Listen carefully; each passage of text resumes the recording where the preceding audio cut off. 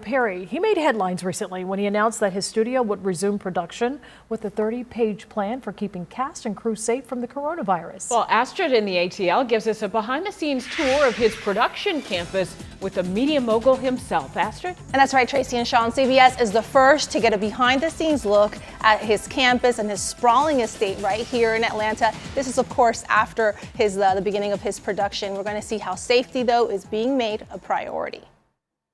Delta and Echo, Mark.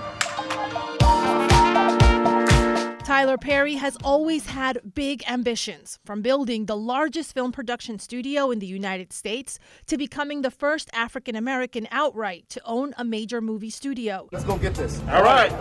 Now he's the first in the country to reopen his studio after the entire industry came to a halt amid the pandemic. Being in the position I'm in, I had the option to go away and just sit and wait for a vaccine.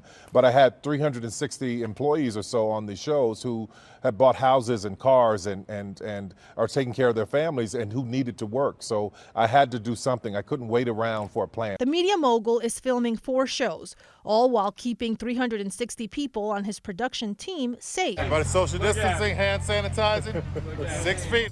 Medical staff test everyone every 4 days. We break it up. 160 people check in on Thursday, and then 200 people of the crew check in on that following Monday. So we get the test results of the 160. They stay in their rooms until their results come back. Then the 200 come in. They stay in their rooms until the results come back. To limit exposure, cast and crew flew in on private flights. They are also required to live on the 330-acre campus during production.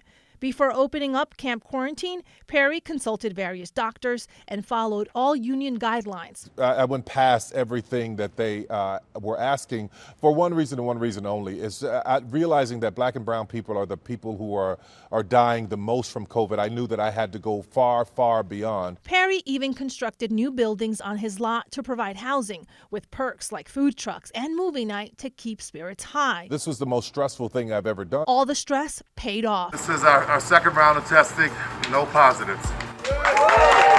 Perry just wrapped up one of his shows, and he's doing it all over again. We've got all Sisters cast left a few days ago. We got them all back home safely, and now we're bringing in the Oval cast.